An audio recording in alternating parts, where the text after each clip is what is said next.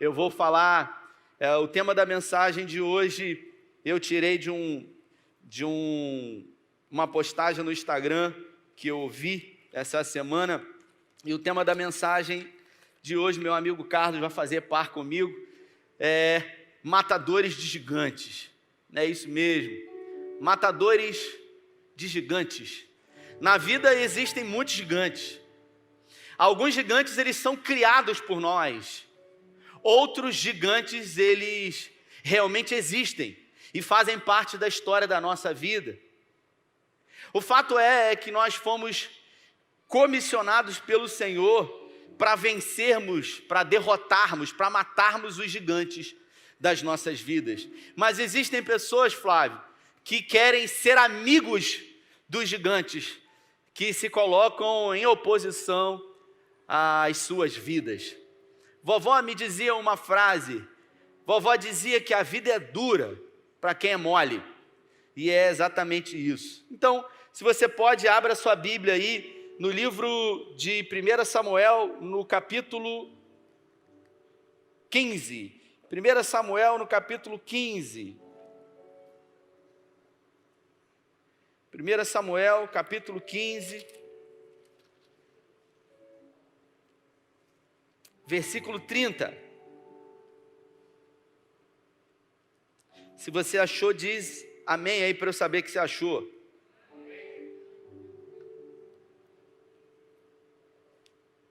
Eu acho que tem gente folheando aí ainda.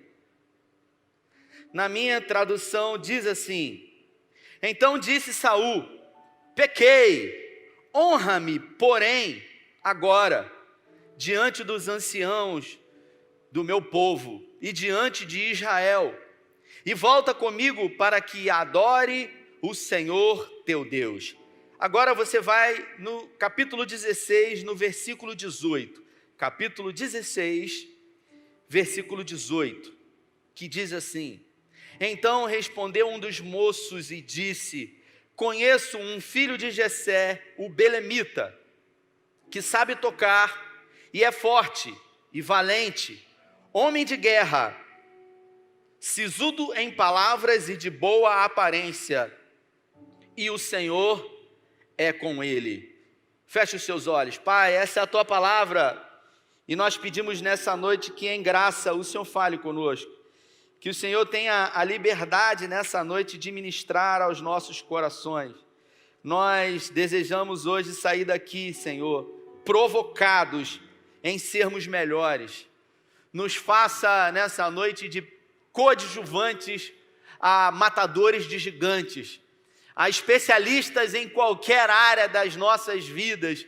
É o que nós te pedimos em nome de Jesus, amém. Como eu disse, o tema da mensagem é matadores de gigantes, e muitos são gigantes que existem. Desde o dia em que você nasce até a sua morte, você inevitavelmente, Jefferson, vai ter que lidar com desafios, você vai ter que enfrentar objeções, oposições, e é natural que você entenda sobre isso e que você se predisponha a se colocar diante disso como alguém que vai se colocar à disposição de vencer essas intempéries.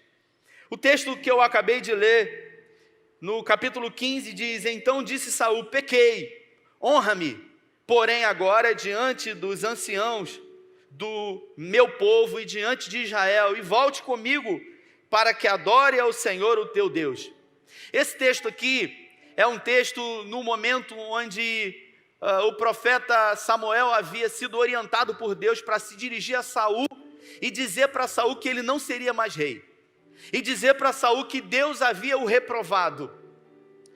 A nação de Israel estava numa peleja de guerra, e o profeta Samuel chegou àquela peleja, e quando o profeta chegava, o povo ficava totalmente preocupado. Afinal, todas as vezes que o profeta entrava em ação é porque ele tinha uma mensagem do próprio Deus.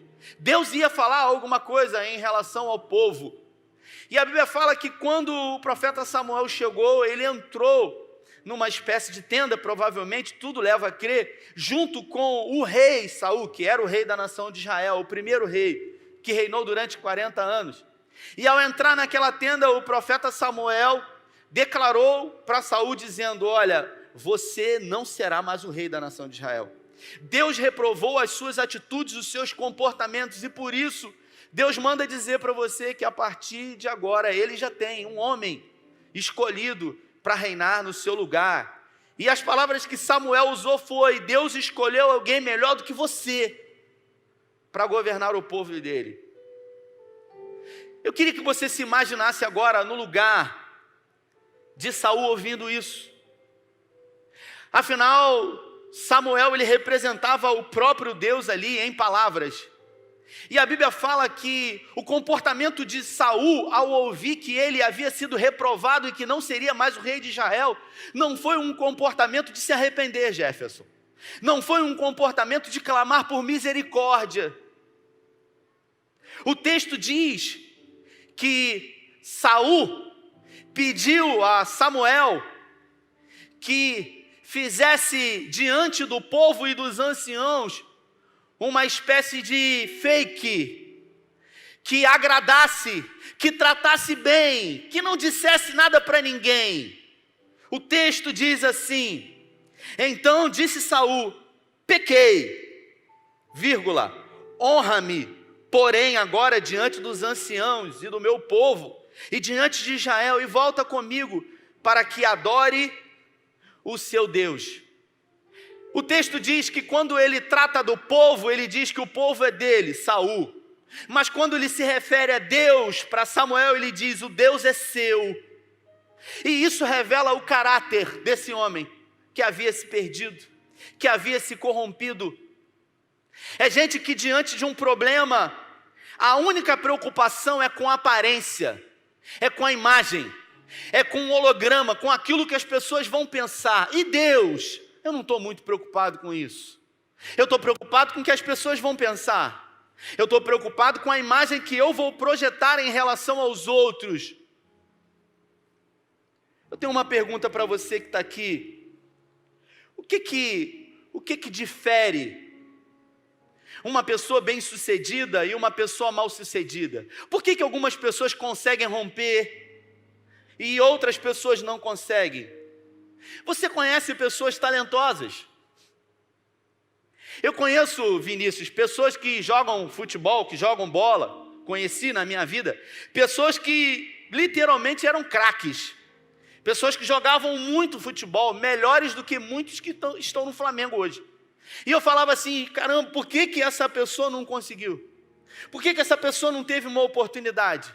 Eu conheço empresários, pessoas prósperas, bem-sucedidas na vida, que não estudaram, que não tiveram a oportunidade de frequentar uma escola, que não fizeram uma faculdade, que não passaram por uma universidade. Eu conheço pessoas ricas que só sabem escrever o seu nome. E eu conheço pessoas letradas, pessoas que estudaram, que fizeram graduação, pós-graduação, mestrado, inclusive doutorado. E são pessoas que não conseguiram romper. Eu conheço amigos que fizeram formação no Brasil e foram embora para os Estados Unidos. Pessoas que aqui eram doutores e que fora resolveram trabalhar de forma braçal. Qual é a diferença entre pessoas que conseguem romper e pessoas que não conseguem romper?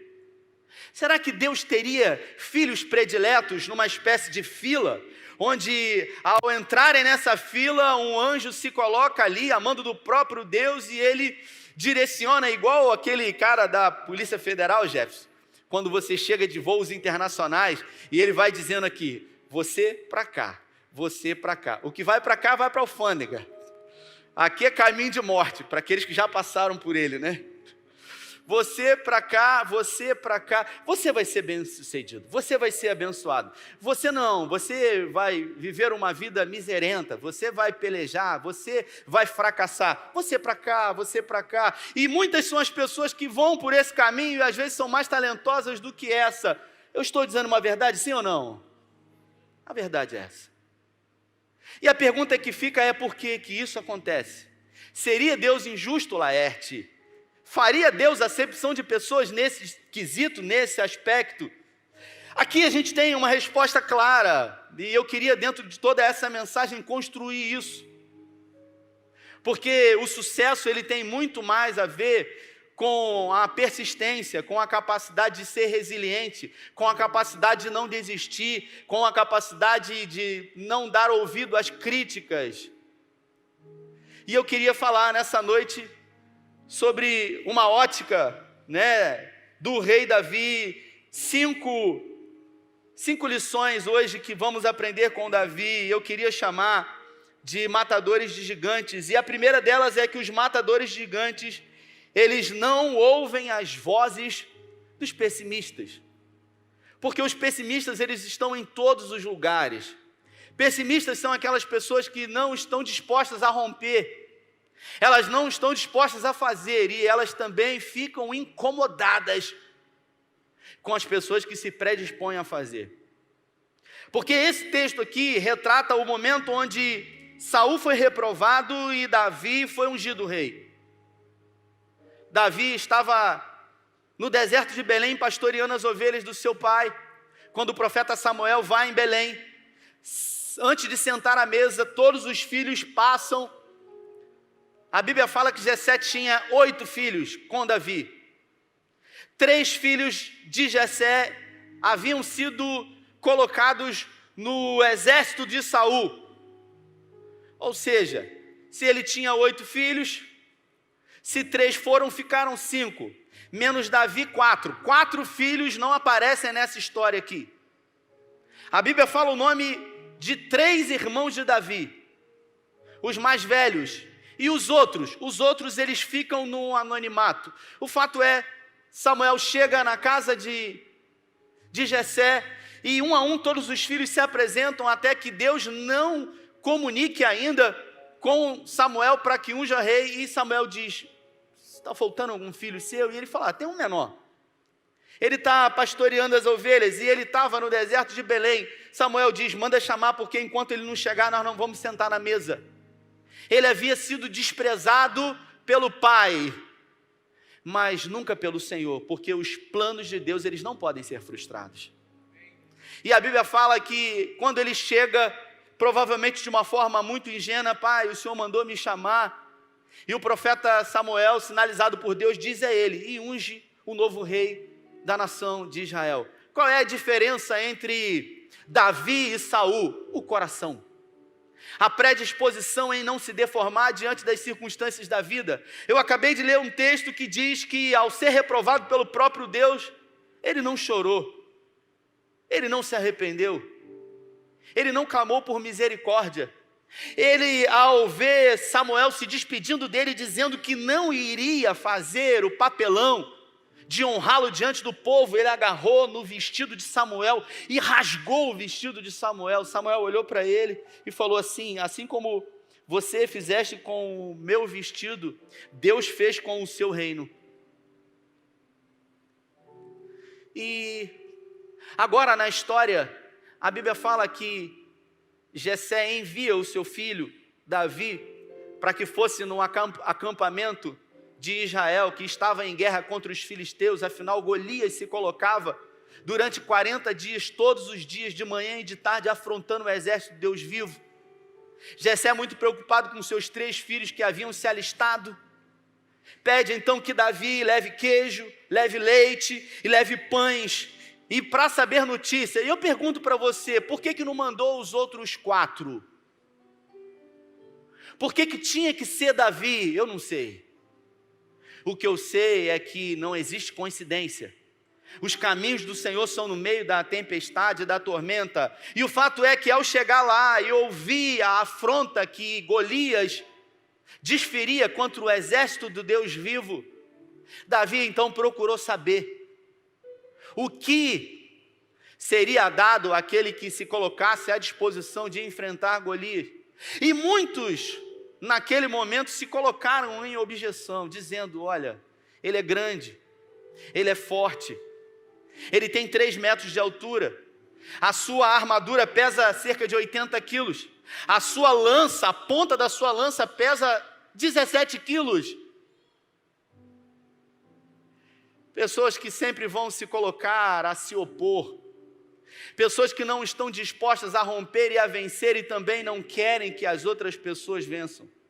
Tem uma ilustração, Jeff, que diz que uma cobra, certa vez, começou a observar um vagalume, Maraísa. E a cobra, ao observar o vagalume, começou a acompanhar o vagalume onde ele ia. E o vagalume começou a se sentir incomodado e ameaçado. Afinal, a cobra ia ao seu encontro onde quer que ele ia. E durante todo aquele dia, quer fosse para a direita ou para a esquerda, a cobra seguiu o vagalume, até que o vagalume se encontrou muito cansado, parou e resolveu fazer algumas perguntas para a cobra. O vagalume se dirigiu para a cobra e disse para a cobra o seguinte: olha, eu posso te fazer algumas perguntas? E ela falou: fique à vontade. A cobra falou: se eu puder responder. O vagalume disse: a primeira pergunta que eu tenho para você é o seguinte: eu faço parte da sua cadeia alimentar? A cobra disse: não. Você quer de alguma maneira me matar, me comer? Ela disse: não. Então por que durante todo esse dia, onde quer que eu fui, você esteve junto comigo me intimidando? E a cobra disse: porque a sua luz me incomoda. Existem pessoas que são assim, se incomodam com o sucesso dos outros. Por isso, matadores de gigantes não costumam ouvir a voz de pessoas pessimistas, como eu disse para o Ângelo Torres, pessoas que estão sempre dispostas a ter justificativas prontas para os seus fracassos. Mas Davi não era assim. Afinal, Davi havia se colocado ali, 17 anos de idade, como alguém capaz de resolver um problema que havia. Disseram para ele: olha, o homem que matar o gigante vai casar com a filha do rei, vai receber um grande dote, e a sua família será isenta de impostos para o resto da sua vida. Davi falou: isso parece bom. Observe, ele não quis matar o gigante somente por matar. Ele procurou saber também aquilo que ele iria de alguma maneira ser beneficiado por isso. Mas é claro que diante da fala dele, ao se colocar e perguntar e demonstrar interesse sobre a vitória do gigante, algumas pessoas críticas se colocaram diante dele, e por isso matadores de gigantes não são parados por críticas. E eu queria que você prestasse bastante atenção, porque todo ser humano, ele será alvo de crítica. Se você está numa posição, e essa posição é uma posição de desconforto, de retaguarda, ninguém vai se preocupar com você. Mas se em algum momento você se predispor a levantar, a fazer qualquer tipo de coisa, pessoas irão se levantar para criticar você naquilo que você está fazendo. E a Bíblia fala que Eliabe recriminou Davi, dizendo para ele: o que você está fazendo aqui agora? Com quem você deixou as poucas ovelhas do nosso pai? E Davi disse para ele: olha, com as ovelhas está tudo bem, o problema é aqui, porque lá o problema está resolvido. O que eu fiz agora? Ele disse. Saul o menosprezou, dizendo para ele: você é um menino, como que você vai enfrentar esse gigante? Você não consegue se enxergar, Davi? Olha para você, você não tem a menor chance. Em último lugar, obviamente, o próprio Golias, que o insultou, dizendo para ele: sou eu por acaso um cão para que você venha com paus e com varas me afugentar? Mas se você observar a história, o povo se encontrava com medo. Saul estava morrendo de medo. Os soldados estavam com medo. Tem uma história que diz: não, se você tiver com medo, vai com medo mesmo. Algumas pessoas dizem isso. Davi, ele não usou essa estratégia, Renata. Se você observar, diante do medo que todos estavam sentindo, quando Davi decidiu ir, ele não decidiu ir com medo, ele decidiu ir com o Senhor, e Deus deu vitória para ele. Então, quando você tiver com medo, você lance fora todo o medo e você avance com o Senhor, que Ele vai te dar vitória. A palavra do Senhor diz que o perfeito amor, Ele lança fora todo medo, e Davi triunfou diante de todos aqueles opositores que haviam se colocado para paralisar a obra que ele queria fazer. Aleluia. Davi viu que ninguém viu. Davi teve medo, provavelmente, mas o medo não foi capaz de paralisá-lo. E aí a gente acaba percebendo, irmãos, tem gente que acha que é espiritual, tem gente que acha que quando ele foi para a batalha e ele desceu aquele vale, pegou as 5 pedras no ribeiro, eu estive lá, Ângelo. Tem gente que acha que quando ele rodou a funda, o Espírito Santo pegou a pedra e guiou para a testa do gigante. Eu já ouvi mensagem de pessoas que diziam, olha, o Espírito Santo guiou, porque são pessoas que estão sempre no campo espiritual. As pessoas, elas espiritualizam tudo, elas acham e projetam tudo diante de Deus. Ei, escute o que eu vou dizer. Nem tudo na sua vida é espiritual. Nem tudo que você vai enfrentar na sua vida tem que ser de uma forma espirituosa. Não foi o Espírito Santo que guiou aquela pedra, não. Quem guiou aquela pedra, assim como o exemplo do Ângelo Torres, foi um treinamento obstinado que Davi havia realizado durante muitos anos em toda a sua vida. Porque se você observar o currículo de Davi, era um currículo impecável. Se eu chamar o Ângelo aqui e pedir para ele cantar uma música que não está no repertório, é muito provável que ele toque essa música sem errar uma nota sequer. E eu vou dizer para você, caramba, Ângelo, como é que você consegue tocar essa música sem ter ensaiado antes, sem errar uma nota? Você vai dizer para mim, é treino, Rafael. Muitas foram as vezes que eu toquei essa música. Se eu perguntar para você, a primeira música que você tocou aqui, Ângelo, quantas foram as vezes que você tocou essa música? Você vai me saber responder? Muitas. Mais de 1000. A pergunta que fica é, quantas vezes Davi, no deserto de Belém, com a sua funda, treinou, provavelmente em algumas latinhas de Coca-Cola no deserto? Quantas foram as vezes que ele treinou? Até que um dia, Wanderson, apareceu um urso, cheio de fome, querendo se alimentar de uma das ovelhas do seu pai, e ele pegou aquela funda, e de tanto treinar, ele rodou, e ele conseguiu acertar e matar o urso, e também ele havia feito isso com o leão. A Bíblia fala no salmista, foi o próprio Davi que disse que o nosso Deus, ele adestra os nossos dedos para a batalha. Tem muita gente que vive uma vida de oração, só que se esquece que somente oração não vai vencer nenhuma batalha, porque a palavra oração é um composto entre orar e ação. Existem alguns momentos na sua vida em que você tem que, além de orar, avançar e seguir em direção. Você precisa tomar uma atitude.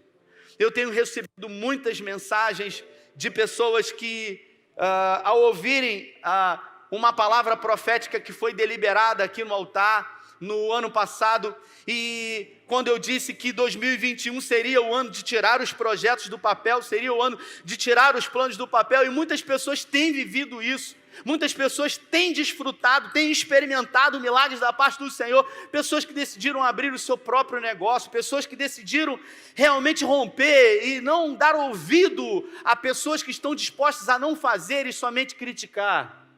É igual a história do homem que um dia resolveu montar uma barraca de cachorro-quente.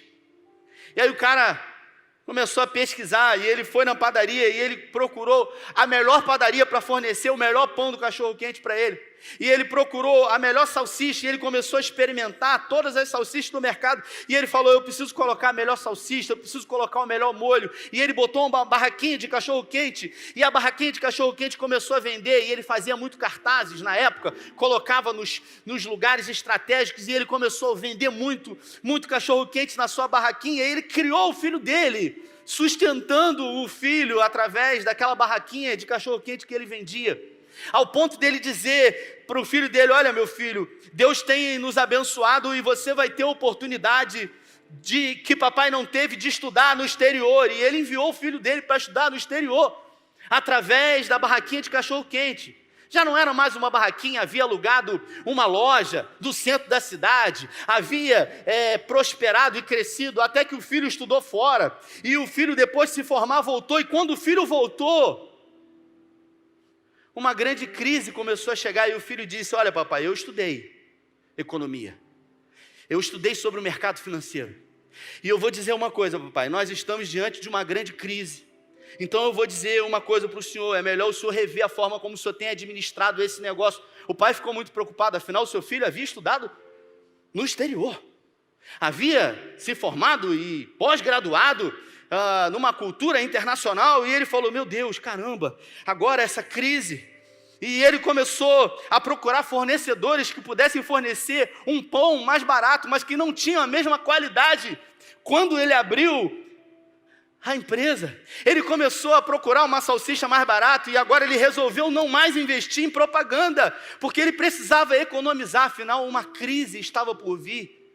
E pouco a pouco as pessoas começaram a experimentar uma nova formatação, um pão que não era tão bom, um reaproveitamento de matéria-prima que não era feito na primeira vez, e as pessoas começaram a deixar de consumir, até que pouco a pouco o movimento foi acabando, ele não fazia mais propaganda, e um dia ele chegou para o filho dele e disse: meu filho, realmente a crise chegou. Os espirituais vão dizer que o inimigo ficou furioso, porque tudo é culpa do inimigo, quando na verdade a culpa é nossa, de darmos ouvido a pessoas críticas que nunca construíram ou fizeram aquilo que você está fazendo. Então, se você tiver que ouvir alguém, que você ouça Deus, porque Ele fala. Em 1986, eu estava lendo sobre isso, a revista Time publicou um artigo, e ela falava sobre pessoas improváveis. E ela colocou uma lista de 5 pessoas improváveis que haviam se despontado no cenário mundial. A primeira delas foi o Walt Disney. Ninguém deu crédito para ele. Muitos críticos se colocaram contra ele quando ele resolveu idealizar um sonho no seu coração. O Walt Disney viu, antes de todo mundo, aquilo que ninguém estava vendo. Thomas Edison, um dos grandes gênios que já passou por essa terra, alguém que poderia ter dito: eu fracassei muito, mas ele resolveu dizer: eu aprendi muitas maneiras de não dar certo aquilo que eu fiz. Albert Einstein, Beethoven e Henry Ford, pessoas improváveis que hoje são realmente venerados pela história, são reconhecidos em todas as nações, mas que no início eram pessoas improváveis. Pessoas que ninguém, ao olhar para elas, teve a capacidade de dar nada. E o que falar de Davi, esse jovem que resolveu enfrentar o gigante? E quando ele disse para Saul, Saul resolveu colocar ele, não é porque Saul era louco, porque como que você vai colocar uma criança de 17 anos para enfrentar um gigante de 3 metros de altura? Ele colocou Davi porque não tinha mais ninguém.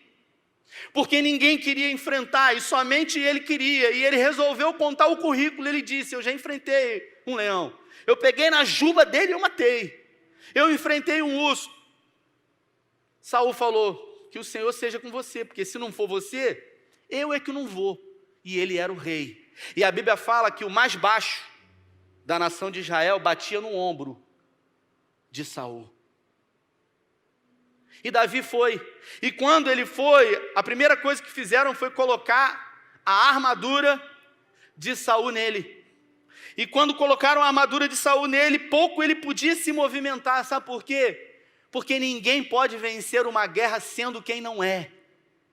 Por isso, matadores de gigantes são pessoas que são quem elas são. Não são pessoas que vivem querendo ser outras pessoas, não são pessoas que vivem querendo copiar outras pessoas. Seja autêntico, não tenha medo de ser diferente. Eu vou repetir, não tenha medo de não fazer o que todo mundo está fazendo, porque quando todo mundo teve medo, Davi falou: eu vou enfrentar esse gigante. E todo mundo falou para ele: você é louco, você vai morrer. Mas ele não teve medo do novo, porque o Senhor era com ele. E é Deus que dá a vitória, e ele sabia disso, mas nós temos que fazer a nossa parte. E por isso, a Bíblia fala que ele pegou as 5 pedras, e o Flávio Joséfo diz que ele pegou as 5 pedras porque Golias, ele tinha 4 irmãos. Flávio Joséfo diz que, ao olhar para aquela situação, Davi falou: o exército pode ir embora, mas pelo menos os irmãos vão vir. E se vier, cada um vai levar uma pedrada também. E a Bíblia fala que Davi se colocou como um matador de gigantes. Matadores gigantes são pessoas que inspiram outras pessoas. Seja um inspirador de pessoas. Seja alguém que as pessoas, ao olharem para você, tenham um desejo de estar perto de você por aquilo que você faz, por aquilo que você comunica, por aquilo que você projeta fazer. Inspire pessoas, ou talvez, como li essa semana, talvez você que está aqui esteja inspirando pessoas que sequer querem dizer que percebem você. Davi, quando ele resolveu enfrentar o gigante, ele falou: eu não vou com essa roupa, eu não vou com essa armadura, porque não adianta eu colocar uma roupa de rei se eu ainda não sou um rei. Eu sou um pastor, e eu vou enfrentar como um pastor. E ele resolveu lançar aquela armadura e pegar aquilo que representava para ele, aquilo que ele fazia, um pastor. E um pastor tem um cajado na mão e uma funda na outra mão.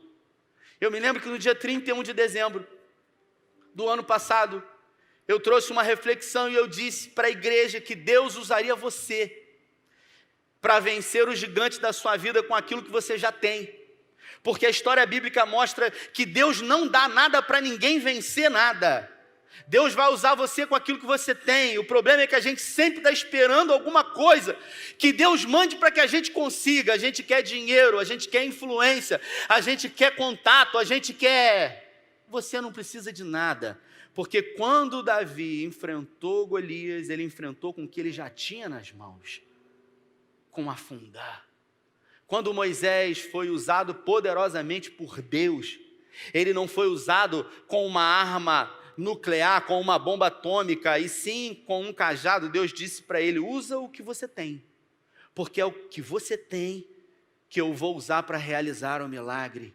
Quando Deus resolveu usar Sansão, Deus usou a força que ele tinha, e quando os filisteus vieram contra Sansão, a Bíblia fala que 1000 filisteus vieram contra Sansão.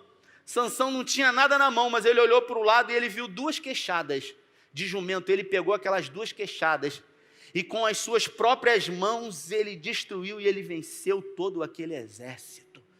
Eu queria que você estendesse assim as suas mãos. Estenda aí. E eu vou lançar uma palavra profética sobre a sua vida. Deus vai usar aquilo que você tem. É aquilo que está diante das suas mãos, está ao seu alcance. Eu quero orar pelos seus olhos para que o Senhor abra de uma forma espiritual os seus olhos para que você veja, porque talvez aquilo que você precisa já está diante de você, mas você ainda não viu e não percebeu aquilo que Deus já entregou a você para dar vitória a você. Eu não sei qual é o gigante que tem enfrentado você. Dá para cantar aquela primeira? A primeira que você cantou? Eu não sei qual é o gigante. Talvez seja um casamento que, ao passar por uma pandemia, hoje está vivendo muitas crises e dificuldades. Talvez o seu gigante seja os seus filhos, que durante muito tempo você trouxe para a igreja, e depois que eles cresceram, você já não tinha mais autoridade sobre eles ao ponto de trazê-los para a igreja. Talvez seja na sua área profissional, você já fez muita coisa, mas a verdade é que tudo que você fez nunca gerou prazer e satisfação, e também nunca trouxe uma subsistência digna para você. Eu não sei, mas o que eu sei é que o Senhor, Ele conhece. E Deus, quando criou a mim e a você, a palavra do Senhor diz que quando Deus criou o homem, criou a imagem e semelhança dEle. Por isso, não viva uma vida de qualquer maneira, não viva uma vida de qualquer jeito, seja intencional. Seja especialista. Davi, ele era especialista naquilo que ele fazia. E o que ele fazia, Rafael? Ele era pastor de ovelhas. E ele era um especialista em ser pastor de ovelha. Ele era o melhor pastor de ovelha que ele podia ser. Então eu quero, em nome de Jesus, pedir a você que seja o melhor naquilo que você faz. Faça da melhor maneira possível. Não faça para os outros, faça para Deus. Se especialize naquilo que você faz. Não seja como os outros que dizem, para quem tá bom, vou fazer de qualquer jeito. Não. Se você quer ser honrado por Deus, faça o seu melhor. Se coloque de pé. Nós vamos adorar. Eu queria que você fechasse os seus olhos e que você fosse ministrado com essa canção e que você se permitisse agora, através do Espírito Santo de Deus, ser renovado por Ele. Se existe alguma visão errada de si mesmo, se existe algum complexo de inferioridade, se existe alguma visão distorcida sobre você, por você mesmo, eu quero pedir que no nome de Jesus isso seja repreendido hoje. Davi, ele não tinha esse problema, afinal, todos não davam nada por ele, mas ele sabia quem ele era. A sua identidade não havia sido tocada. O deserto, a rejeição, os gigantes não conseguiram tocar na sua identidade. Por isso ele não permitia que as pessoas se colocassem acima dele. Ele sabia quem ele era. E ele sabia quem o Deus da vida dele era e o que poderia fazer. Por isso, no nome de Jesus, se você pode, permita que o Espírito Santo ministre no seu coração. Eu quero declarar pelo poder do nome de Jesus que você sairá daqui hoje como um matador de gigante, como alguém predisposto a derrubar tudo aquilo que se colocar diante de você no nome de Jesus. Você não será vencido pelo medo, pela ansiedade, pela preocupação sobre o futuro, porque a palavra do Senhor diz que basta a cada dia o seu mal. Aleluia. Feche os seus olhos.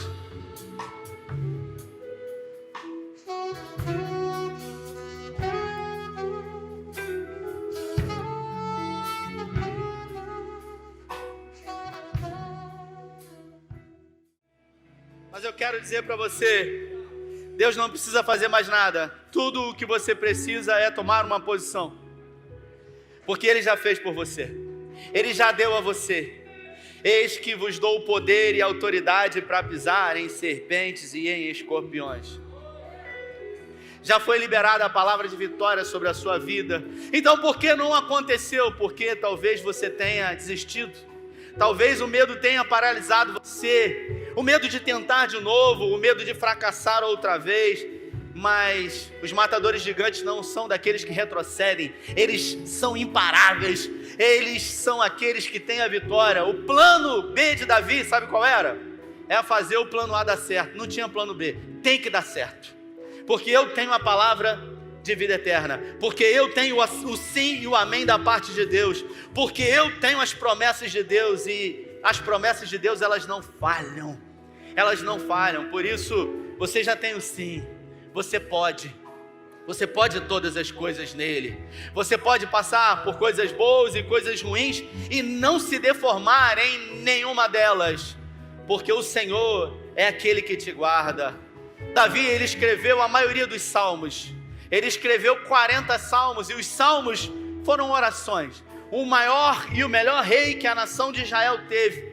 Passou momentos de inquietação, momentos de medo, de incerteza. No Salmo 27, ele começa dizendo: o Senhor é a minha luz, a minha salvação, de quem temerei, de quem terei medo. Quando chega no meio do salmo, ele tem medo, ele fala: Senhor, não esconda de mim a tua face, não aparta de mim o teu rosto. Ele começa a fraquejar, afinal era uma oração.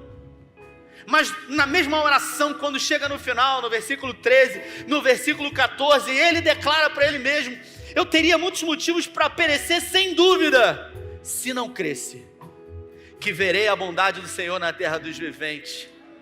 Quando não tinha ninguém para incentivar Davi, Davi incentivava ele mesmo. Quando não tinha ninguém para motivar a Davi, Davi motivava ele mesmo. Se não tem ninguém ao seu lado, se levante agora e comece a declarar a vitória na sua vida no nome de Jesus.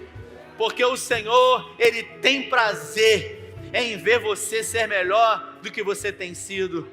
Por isso, finalizando, a palavra que eu tenho para você, se você puder, em uma palavra, definir tudo que você ouviu aqui. Seja um especialista naquilo que você faz. Davi era um especialista em ser um pastor e por isso matou o gigante. E o gigante tinha uma finalidade. O John Maxwell, ele diz que os gigantes nas nossas vidas, eles não servem para ser celebrados. Os gigantes nas nossas vidas, eles servem para nos promover. O gigante promoveu Davi. Davi era alguém antes de vencer Golias, e depois que ele venceu, ele se transformou em outro alguém. Eu quero declarar pelo poder do nome de Jesus, que esse gigante que você está enfrentando vai promover você. Aleluia, estenda a sua mão para frente. Pai, nós declaramos diante desse ambiente profético, que homens e mulheres que vieram aqui nessa noite, vão se colocar diante do Senhor hoje, como matadores de gigantes, como pessoas que não recuam, como pessoas que não retrocedem, que não são paralisadas e intimidadas com medo, como pessoas que não darão ouvidos a críticos, a pessoas que não querem somar. Em nome de Jesus eu declaro, Pai, que a fé será infinitamente maior do que o medo. Eu declaro pelo poder do nome de Jesus, que o milagre será maior do que qualquer necessidade. Eu declaro hoje sobre a vida dos teus filhos, um abrir de olhos espirituais para que eles vejam aquilo que já se encontra com eles e através disso o Senhor dará a vitória a eles. Eu declaro esse ano de 2021 verdadeiramente o ano de fazer ainda o que não foi sido feito, o ano de tirar os projetos do papel. Eu declaro gigantes sendo derrubados e eu declaro com fé em nome do Pai, em nome do Filho e em nome do Espírito Santo. Se você crê, dê a melhor salva de palmas para Ele. Deus abençoe você. Até semana que vem. Valeu!